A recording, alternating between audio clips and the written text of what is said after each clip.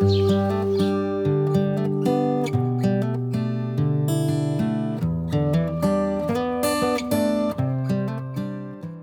à tous et bienvenue dans les Monts d'Arrée. Je m'appelle Gaëlle et je vous partage un peu de notre vie d'ici, au cœur du plus haut village de Bretagne, dans le Finistère. Dans cette vidéo, une promenade un matin de chaleur au cœur du Finistère, suivie d'une causerie sur le thème de la solitude. On vous emmène ? C'est parti.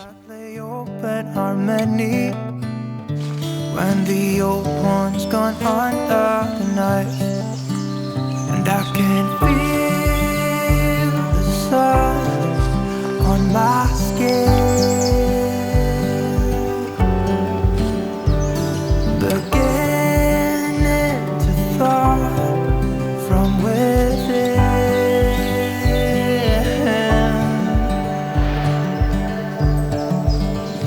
Today and not tomorrow.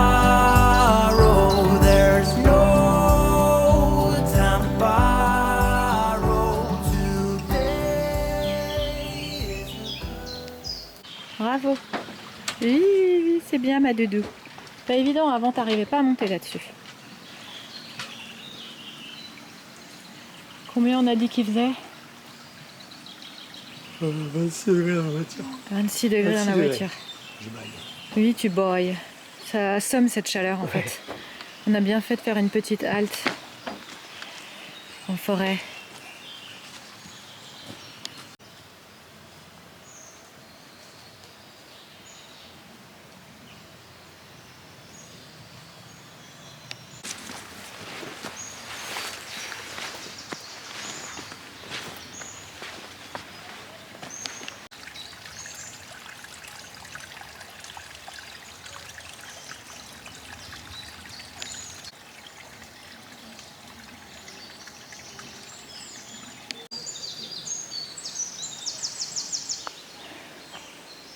Christophe est obligé d'attacher l'Aska parce qu'elle entend des enfants, des scolaires qui doivent faire une sortie de fin d'année et que les enfants, ça la fait flipper. Donc on a une tentative de négocier tous les chemins sauf ceux qui ramènent vers les enfants parce que trop peur. On peut rester là s'il te plaît jusqu'à l'année prochaine, c'est bien. On va attendre que les enfants soient partis. Ah, ils arrivent là-haut. Soit c'est des familles, soit c'est des scolaires, mais on est tous pareils en fait, on cherche la fraîcheur.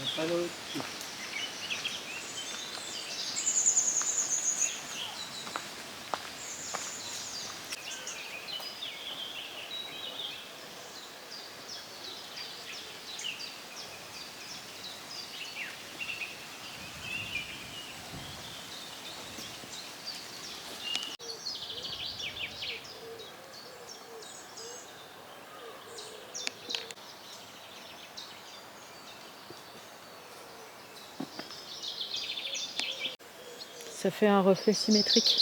Ouais, on dirait un peu un habitat primitif. Oui, alors très primitif, hein, parce que les pluies sur ta tête là. Ouais, parce que c'est que la structure. Ah oui. En tout cas, t'as vu les oiseaux, eux, ils sont contents. Ils nagent au ras de l'eau là-bas. Oh, regarde. Ils prennent des bains. Ah, les hirondelles, elles se font plaisir là.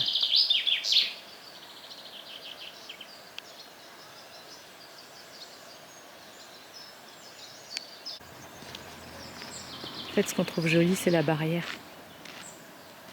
J'adore. En bois flotté comme ça. Avec derrière l'abbaye.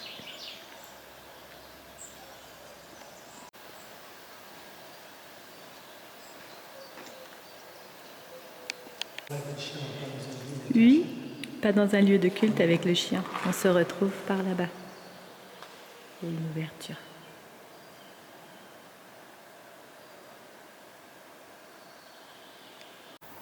Juste pour la fraîcheur de la traversée d'une basilique quand il fait 25, 26, 27, 28 degrés. On est parti pour aller à 31 aujourd'hui. Oh, ça fait du bien, j'ai la fraîcheur de la basilique qui souffle dans mon dos là. Vous savez quoi les gars, je vais rester là. Vous venez me chercher ce soir? Et c'est une sculpture végétale. C'est bizarre. Ils ont fait ça avec des bambous. Ils ont fait passer ça dans les trous.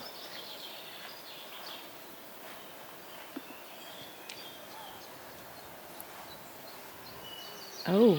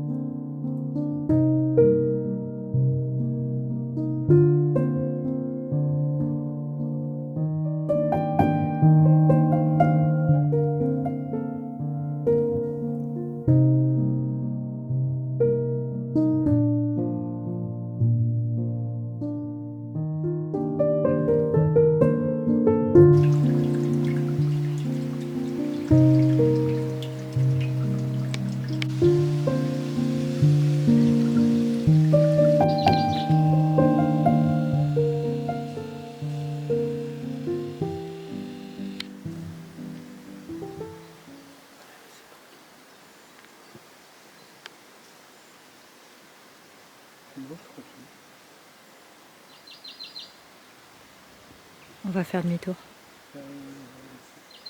Qu'est-ce que c'est beau?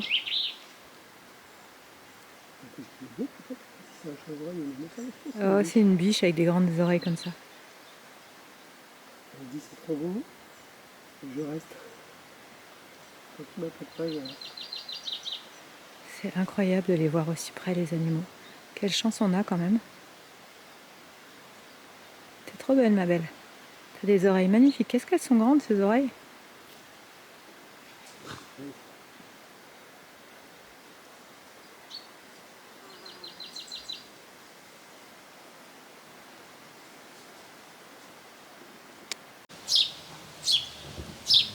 Alors, comment tu passes? Oui, comme ça. Oui, je suis là. Oui, Ça va, Doudou? T'étais chez le voisin, en fait. Oui, je tourne. Oui, c'est de petite patate. Nous, on termine notre balade.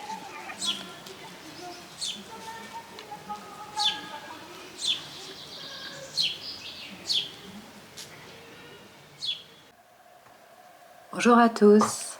J'avais envie de faire une petite capsule dans la vidéo du jour pour parler un petit peu d'un thème que je vois beaucoup passer en ce moment dans le paysage, que ce soit sur YouTube, sur les réseaux sociaux, ou encore dans mon métier de thérapeute énergéticienne, où j'accompagne vraiment des gens sur des tas de problématiques, que ce soit de la santé psychologique, physique, etc. Je suis vraiment beaucoup impliquée dans le fait de discuter avec les gens de tas de thèmes, et je vois beaucoup passer en ce moment le thème de la solitude, qui, j'ai l'impression, devient un petit peu un mal de notre temps.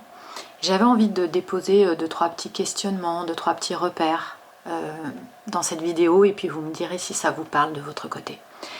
Le constat déjà, si on regarde un petit peu les statistiques, je voyais dans une vidéo de Hugo Décrypte, qui fait des grands formats, il en a fait un sur la solitude.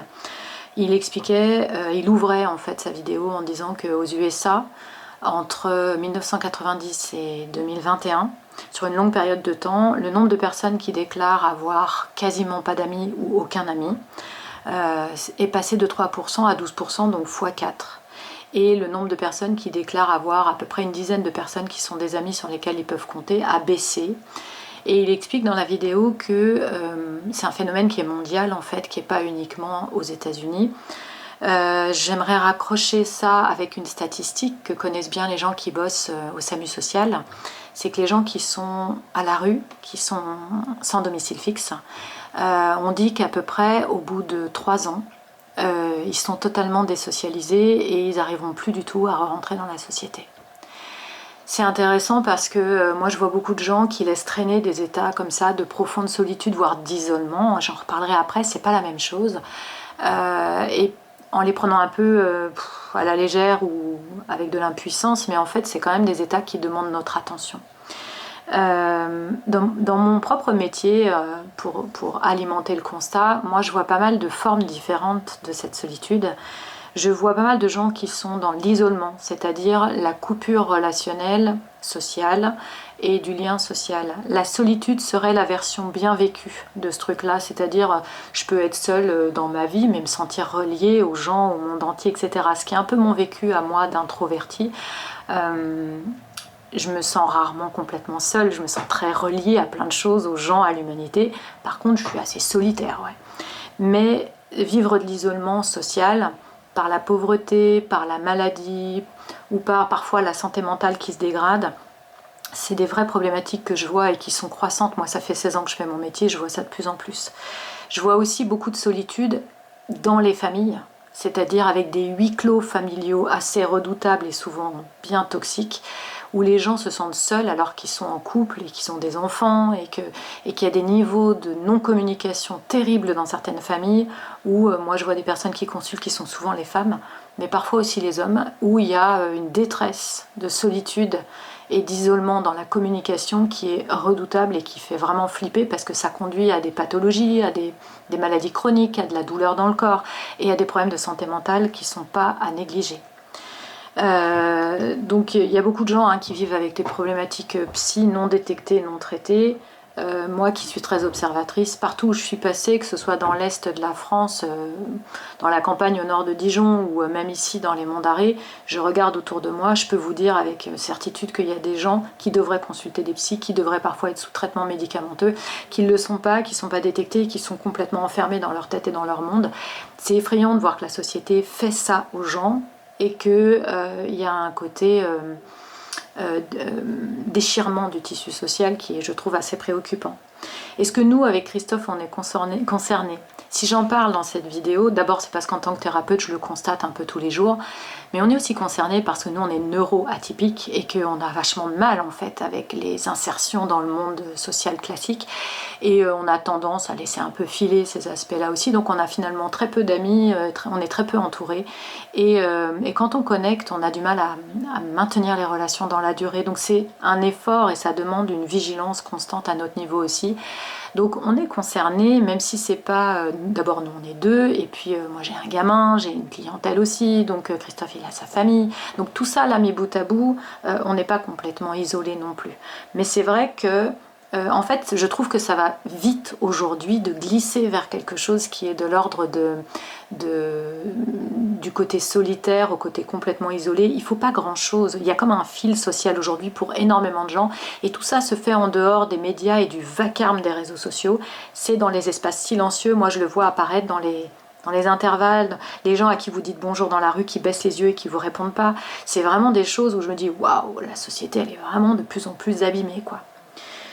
Quel est le futur par rapport à ça? Qu'est-ce qu'on peut imaginer? Et je terminerai juste avec quelques petites pistes par rapport à ça. Si vous vous sentez concerné, c'est vraiment une question à se poser. Est-ce que je suis concernée par cette solitude, cet isolement? Et est-ce que je peux faire des choses par rapport à ça?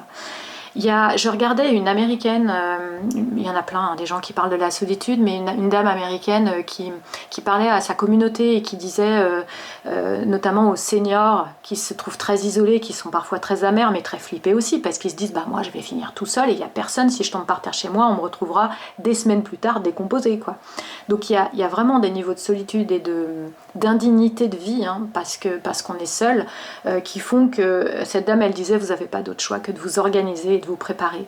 Donc ayez un classeur dans lequel vous avez recensé les gens à joindre, les personnes ressources si vous vivez vraiment solo, un classeur avec des numéros urgents, des personnes ressources, et puis pour ce qui est de créer votre communauté, ne baissez pas les bras.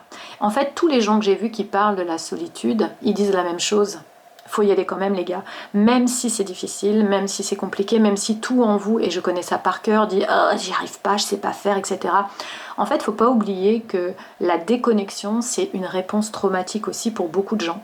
C'est-à-dire qu'on en a pris plein la gueule, on a pris de la toxicité familiale, sociétale dans la gueule de plein de niveaux, et on a lâché prise et on s'est reculé. Sauf que il faut maintenir du lien social, on est des mammifères, des animaux éminemment sociaux, et donc dans le il faut, il y a un truc qui dit l'enjeu c'est votre santé mentale et physique. Point barre. Vous pouvez dire bah moi je m'en fous, je vais faire sans. En réalité, il viendra toujours un moment, même dans le futur, où quand tout ça, ça va, quand vous allez avoir des problématiques de dépendance et de choses comme ça, où il va falloir se poser certaines questions. Alors qu'est-ce qu'on peut faire? Connecter, même si c'est pas évident. Vous avez des petites associations ou même des gens qui proposent des ateliers ponctuels. L'américaine, elle disait par exemple qu'elle a été faire un atelier d'écriture régulièrement dans une bibliothèque et que c'est comme ça qu'elle a rencontré un de ses potes qui est un ami depuis 20 ans. Le seul truc qu'ils ont en commun, c'est le goût de l'écriture. Donc allez dans des assos, même si c'est difficile au début, mettez-y un pied, puis deux, puis voilà, puis laissez le temps faire son œuvre aussi. Les cafés, alors les cafés, il faut que ce soit votre truc, hein. Moi je suis pas très fan des bars et des cafés où les gens picolent parce que je ressens toutes les addictions puissance 1000 et le mal que ça fait aux gens. Mais par contre les cafés librairies où les gens viennent en famille, prennent plus des goûters, des choses comme ça, et viennent entre potes pour jouer au Scrabble ou pour consulter des livres dans la bibliothèque, comme ici on a l'autre rive à Huelgoat qu'on aime beaucoup, clairement les cafés librairies c'est des lieux de sociabilité, vous connaissez les patrons, on discute un petit peu, on prend des nouvelles, on parle à des gens, c'est super important. Il nous est arrivé avec Christophe d'aller à l'autre rive, avec mon gamin d'ailleurs, et on était tous un peu abattus, un peu éteints, on s'en rendait pas forcément compte. On est arrivé là-bas, on s'est posé, on a discuté avec la patronne, on a discuté avec les gens derrière qui parlaient de l'ASCA qui était à côté, à nos pieds. Et puis on est ressorti de là et Christophe il me dit c'est fou, en fait j'avais pas réalisé à quel point il était temps que je socialise à nouveau, j'avais besoin de ça et je m'en rendais pas compte. Bah ouais, moi je lui dis pareil, en fait on oublie à quel point on a profondément besoin de voir du monde, de voir des gens, et mon gamin c'est pareil, hein, on a tous besoin de sortir un peu d'une bulle, d'un certain isolement et d'aller parler à des vrais gens dans la vraie vie. Donc vous avez les réseaux sociaux qui sont intéressants pour ça aussi, sans aller sur les posts où les gens se foutent sur la gueule. Vous avez les zones de commentaires des vidéos YouTube, quand c'est pas trop polémique et quand c'est sur des sujets qui font communauté. Vous pouvez avoir des... Moi j'adore regarder les commentaires sur les vidéos YouTube dans des espaces qui ont été ouverts sur un sujet où les gens partagent des ressources par exemple. C'est passionnant, vous avez des pistes, des idées, certains racontent leur histoire, vous avez envie de rebondir, de commenter. Ce qui est intéressant, j'entendais l'américaine dont je vous parle là dire donnez de vos nouvelles régulièrement dans les petites communautés que vous aimez bien sur internet. Donnez de vos nouvelles, montrez-vous et faites l'effort de le faire régulièrement à chaque fois qu'il y a des vidéos qui sont postées. Pour quelle raison? Parce que si un jour vous le faites pas, la communauté va s'en émouvoir. Si un jour vous n'êtes pas au rendez-vous d'endroits, d'un forum où vous contribuez un petit peu tous les jours, et puis d'un seul coup vous n'êtes plus là. Moi il y a une période de ma vie où j'étais beaucoup sur le forum du magazine Psychologie. C'est un lieu très particulier avec plein de gens. Ce qui est dingue, c'est que j'avais rencontré des gens dans la vraie vie, on s'était fait des bouffes, des repas, etc. Il y en a qui étaient devenus des amis.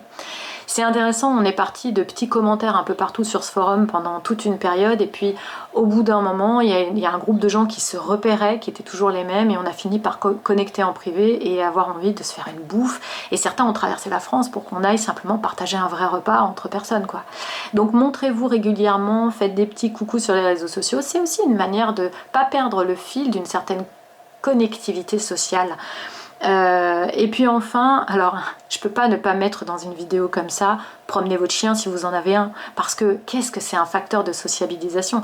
Moi, avoir mon gamin quand il était petit m'a montré que les enfants ça permet de resocialiser devant l'école. J'ai redécouvert ça à nouveau. Bon, aujourd'hui il a 15 ans, il a beaucoup moins besoin de moi à ce niveau-là, mais promener le chien nous fait connecter avec tous les promeneurs de chiens du village. C'est énorme, c'est bienfaisant, puis ça permet d'échanger les numéros de téléphone en cas de tempête, d'avoir des nouvelles, etc. C'est quand même hyper important d'avoir nos gens, notre groupe de gens ressources, pas forcément des gens avec qui vous serez des grands potes, mais des personnes ressources aussi en cas de problématiques de proximité. Promener le chien pour ça, c'est fabuleux. Et puis... j'aimerais bien terminer par deux petites choses. Vous avez des applis. J'aime bien l'application qui permet de jeter un coup d'œil qui s'appelle Lise Up, L-E-I-Z-U-P. ZUP, pardon, qui permet de se joindre à des sorties sur votre territoire. Alors nous ici dans le Finistère il n'y a pas des masses de trucs, mais par exemple je regardais qu'il y a une personne qui a organisé une sortie, on va tous à l'île d'Ouessant, c'est ouvert à 8-10 personnes, vous venez avec votre sandwich, on traverse en bateau, on prend le sandwich ensemble, on visite un peu l'île et on rentre le soir avec de purs inconnus, et en même temps c'est l'occasion de faire des rencontres et discuter avec des gens. Sortir de la solitude est possible avec certaines applis, donc on n'est pas obligé d'aller à toutes les sorties, on choisit où on va, on s'inscrit, etc. C'est intéressant. Il y a des régions où il y a plus de trucs que d'autres, mais quand même ça permet de se dire, si vous n'êtes pas du genre à initier quelque chose, vous pouvez vous greffer sur des groupes qui sont en train de se former pour une petite sortie photographique. J'ai vu des gens qui allaient bouffer au resto ouvrier à Brest, enfin voilà, des choses comme ça, je trouve ça intéressant. Un dernier point, si un jour vous êtes en galère, ce que je vous dis là, ça m'est arrivé, même dans une famille, même avec des proches, parfois on a des gros coups d'angoisse, de stress et un peu d'asphyxie sociale où on se dit waouh, j'ai besoin de parler à quelqu'un de bienveillant, mais comme on s'est tous pourri la gueule, c'est compliqué de savoir à qui parler, et quand on n'a pas d'amis très proches ou qu'il est tard et qu'on veut pas emmerder les gens, parfois c'est compliqué. Je vous invite dans ces cas-là à ne pas hésiter à faire appel à SOS Amitié. C'est marrant parce que je reçois des messages en parallèle, donc ça me fait sourire, hein. Le lien il est toujours là. SOS Amitié, si un jour vous avez besoin. Il m'est arrivé de parler 45 minutes en pleurant comme c'est pas permis avec une dame que je ne connais pas sur SOS Amitié. Ça m'a coûté 20 € parce que c'est quand même payant, mais en 45 minutes, cette dame, par son écoute, par les questionnements qu'elle m'a renvoyés, par l'empathie qu'elle a témoigné, m'a montré que waouh, ce que vous vivez c'est dur, c'est pas évident, ça va aller, comment vous vous sentez, est-ce que vous voulez me parler d'autre chose, est-ce qu'il y a ça dans votre vie, et elle m'a aidé à faire la balance entre les choses, elle m'a renvoyé à des questions. On a tous besoin un jour ou l'autre qu'on nous tende la main. Et voilà, si cette vidéo elle peut servir simplement à ça, de dire vous n'êtes pas seul si vous vivez ça, il y a beaucoup de gens, et malheureusement de plus en plus. Si j'avais juste un seul truc à vous proposer de bouquiner sur le sujet, il faut absolument lire le bouquin qui s'appelle Les Tisserands. Je me souviens plus du nom du monsieur, mais j'essaierai de vous le mettre dans la zone de commentaires. Les Tisserands, c'est la direction dans laquelle il faudrait aller pour le monde de demain. Et pour moi, je l'ai ressenti comme une profonde vérité quand ça a été écrit, ce bouquin. Le monsieur, il était inspiré, clairement. Et il nous dit que, en fait, la problématique principale aujourd'hui, c'est que le tissu social, il est déchiré, et que les gens qui sont venus pour ouvrir des voies pour demain sont tous, dans tous les métiers, si vous regardez bien, des tisserands, de plein de façons différentes. Et j'en fais partie avec mon métier et avec ces vidéos YouTube. Et je suis sûre que vous-même, à votre niveau, dans ce que vous faites, en partageant des graines au jardin ou des choses comme ça, vous aussi, vous êtes des tisserands. On l'est tous, et il est temps de réveiller ces aptitudes et ces capacités-là. Voilà ce que j'avais envie de dire pour aujourd'hui. À la vôtre, et je vous souhaite une bonne journée. Salut, à bientôt pour d'autres partages.